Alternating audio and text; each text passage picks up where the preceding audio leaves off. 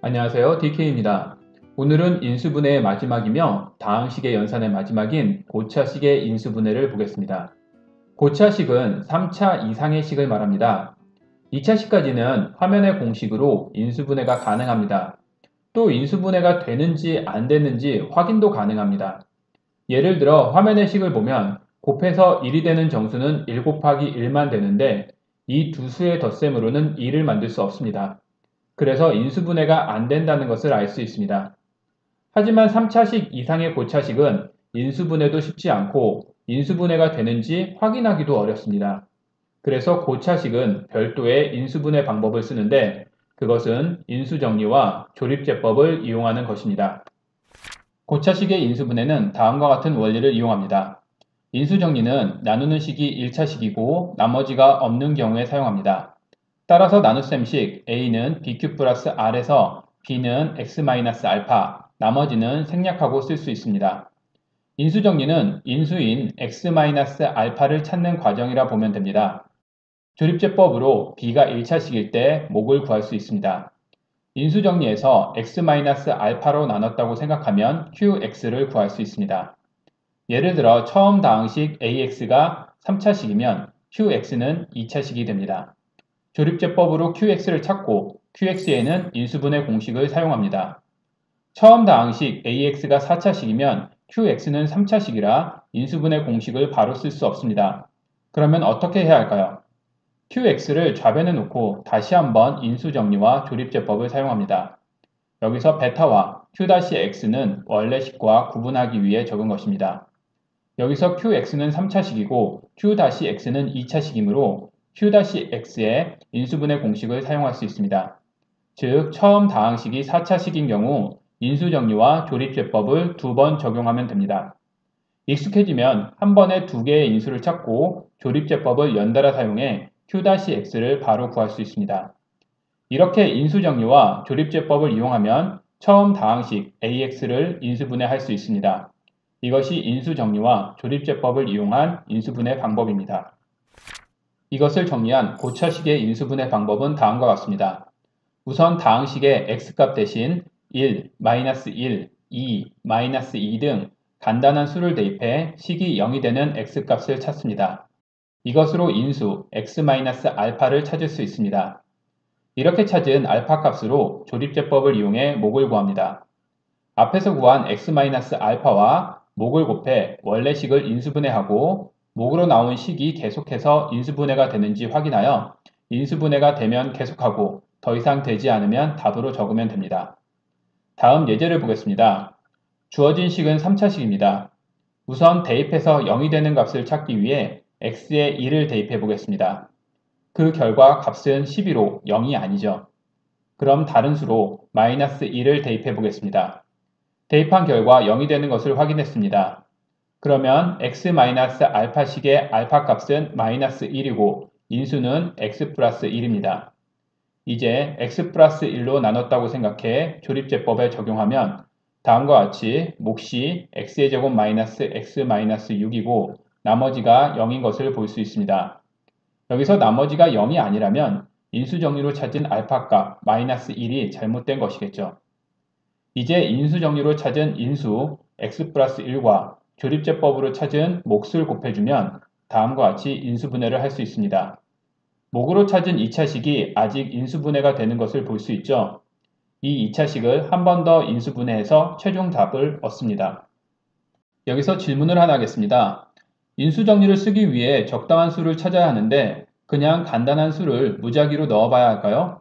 그리고 혹시 인수분해가 안 되는데 그것도 모르고 계속해서 넣어보는 것 아닐까요? 수학이 아니고 운에 맡기는 것 같죠? 다항식에 대입해 0을 만드는 수를 찾는 것도 규칙이 있습니다. 결론은 다음과 같이 다항식이 주어졌을 때 플러스 마이너스 최고차항의 양의 약수분의 상수항의 양의 약수 중에서 찾아야 합니다. 이것으로 못 찾으면 1차식의 인수가 없는 것입니다. 왜 그럴까요? 처음 다항식이 화면처럼 1차식으로 인수분해 되었다고 생각해 보겠습니다. 좌변의 최고차항의 개수 a는 우변의 각 괄호 안의 식의 1차항의 개수를 모두 곱한 것과 같습니다. 그리고 좌변의 상수항은 우변의 각 괄호 안의 식의 상수항을 모두 곱한 것과 같습니다. 우리가 찾는 것은 다음 식에서처럼 대입해서 0이 되는 A1분의 B1 등을 찾는 것입니다. 여기서 A1, A2 등은 A의 약수입니다.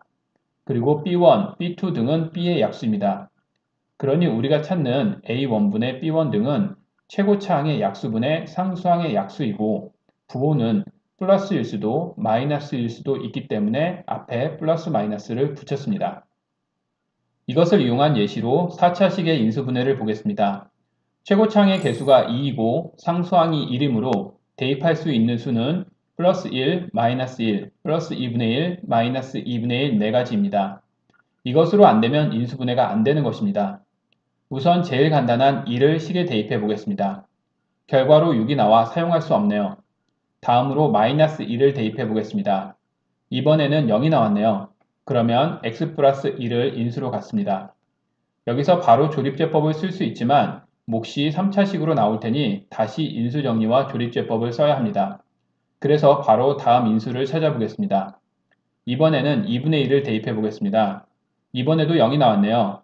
그러면 x-2분의 1을 인수로 갖겠죠. 이제 마이너스 1과 2분의 1을 이용해 연속으로 조립제법을 써보겠습니다. 연속으로 적용할 때는 처음 조립제법을 해서 나온 몫에 이어서 바로 다음 조립제법을 쓰면 됩니다. 결과로 2차식의 몫을 찾을 수 있습니다. 이제 인수정리와 조립제법의 결과를 곱해 식을 만들었습니다.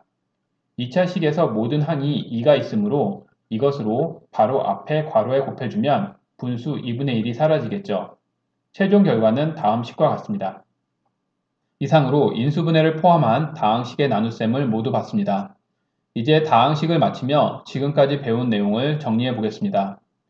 우리는 여러가지 식 중 다항식을 배웠습니다. 처음 다항식을 배우기 때문에 용어를 먼저 봤습니다. 다항식에서 중요한 것은 연산이기 때문에 연산의 의미와 3대 기본 법칙, 즉 교환법칙, 결합법칙, 분배법칙이 다항식의 연산에서 성립하는 것을 봤습니다. 다항식의 사칙 연산을 하나씩 봤는데 처음 다항식의 덧셈과 뺄셈은 동류항끼리 계산한다고 했습니다. 곱셈은 식을 전개하는 것으로 지수법칙과 곱셈 공식을 배웠습니다. 나눗셈이 가장 복잡해서 다항식의 나눗셈과 인수분해로 나눠봤습니다. 다항식을 단항식으로 나눌 때는 나누는 식의 역수의 곱셈으로 계산합니다. 다항식을 다항식으로 나눌 때 몫과 나머지를 구하는 방법에는 수의 나눗셈과 유사한 방법인 직접 나누기, 1차식으로 나눌 때 이용하는 조립제법, 개수비교법과 수치대입법을 이용하는 항등식의 이용이 있습니다. 나머지만을 구하는 것으로 1차식으로 나눌 때는 나머지 정리를 쓰며 이것의 연장선으로 1차식의 인수를 찾을 수 있는 인수정리가 있습니다. 인수분해는 공식 형태를 확인한 후 적용할 수 있는 인수분해 공식, 치환, 보기차식, 한 문자로 정리하여 사용하는 특수한 식의 인수분해, 그리고 오늘 본 인수정리와 조립제법을 이용하는 고차식의 인수분해가 있습니다. 지금까지 배운 내용을 머릿속에 구조를 그려 기억하면 실제 문제를 풀 때 많은 도움이 될 것입니다. 이것으로 다항식의 연산을 모두 마치겠습니다. 감사합니다. 저는 DK였습니다.